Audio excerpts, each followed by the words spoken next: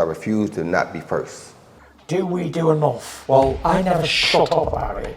It must have been about 16, 17. We nicked their guilt rings. Right, the bouncer's guilt ring. This is no good for me. That's the reality. If you want the honest truth, and I see it every day. Ryan Garcia ahead of his collision against Gervonta Davis. How's Ryan feeling, and what a moment for him in his career? Ryan looks great. I mean, just watching him do that interview with you, he's got an aura around him right now. He's got the aura of a winner, of a star, of a guy who's on a mission. He worked so hard in this camp. I mean, I rated up there in the top 5 of all camps I've ever been in. So of all the guys you've had, the Ruelas brothers and the litany of names, Diego Chico Corrales, you're saying that that's top 5 camps that you've ever dealt with a fighter? Ever. The concentration, the dedication that he had for this camp was really pretty hard to imagine. Especially the last couple months. He's been very focused, losing the weight in the right way. The sparring has been going great. I mean, he really destroyed a lot of sparring partners along the way. But he's got that something special about him that's hard to define. He's got that it quality, but I can't see him doing anything other than winning this fight Saturday night. How great is this fight for boxing? Because this is wonderful to see two guys in their 20s, both with knockout power, both with massive fan followings, risking their undefeated record and that on the line on Saturday. Well, you know, it's one thing to have two undefeated guys going at each other. It's another thing to have two undefeated guys that each individually can sell out 20,000 seaters. They both can do it. And not just that, they're both 5-star quality. I mean, they've got such amazing qualities to them. They're both very intelligent, fast, hard-hitting. They're knockout punchers. And they've got a great fan base. It doesn't happen too often. You get one guy normally in the dance, but you get two guys in a dance like this. It's the reason why we have the expectation and the interest in this fight is because the two fan bases are colliding here with two great fighters that they support. I really, if I were not working in the corner, I would be very excited about this fight myself. Joe, in all of your years of being involved in so many memorable confrontations, many people look at your fight against, and I attributed a couple of moments ago when Ryan was on stage, when you were in the corner, when Diego Corrales beat Jose Luis Castillo. How do you keep your composure? Because the leather will fight on Saturday. How do you maintain your poise, focus on the game plan, and not get wrapped up into the back and forth that we're likely to see on Saturday between King Rai and Tank? That's a great question. If I thought about it, it would probably worry me some.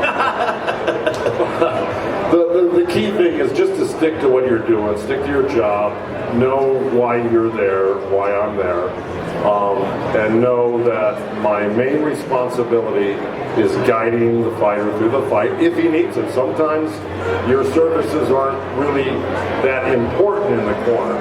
And then other times they become crucial, and you never know what you're going to get.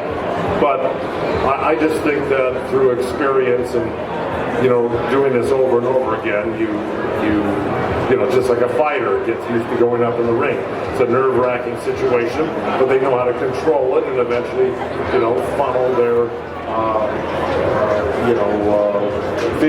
energy, in the right direction. I try to do the same thing. I really block everything out, and I just try to concentrate on what's in front of me. I've got tunnel vision at that point, and hopefully, God willing, I do the right thing for the fighter and keep him safe and inform him where he needs to be informed.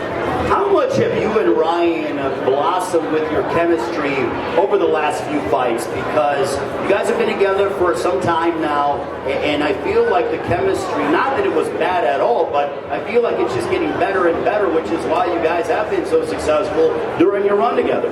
Well, we got a great team, number one. You know, his father and mother are at the head of the table here.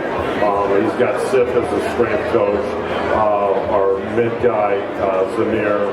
He's got Scotty Sullivan as the, kind of camp coordinator, and then myself, and then James Garcia. They're all integral parts of this camp, and we all, get along very well. That's very important. I just say this, Ryan's an easy guy to deal with. So he's easy to get to know, he's affable and friendly, and works hard. So it makes my job easy. Now I will tell you, once you start coming down the stretch here, Ryan starts getting a little bit more focused into Meaner? Oh, he's got a mean streak in him, let me tell you. Now, people don't let that look fool you. He's got a mean streak a mile wide in him. In the best possible way, I can say that. He's highly confident and aggressive, and he's just got it all. I'm in awe of Ryan Garcia, to tell you the truth. He's a very special fighter, very special. They don't come along very often. I've been in the game for 53 years. He's got something I've never seen before, this fighter. So what can fans expect out of Ryan Garcia on Saturday against Gervonta Davis on Showtime pay-per-view? Well, I just think Ryan's going to bring it all together. He's going to use his intelligence, number one. You got to stay relaxed, use your intelligence, follow the game plan, although game plans can switch at any given moment. So you've got to be able to adapt to anything that goes against what you've been working towards.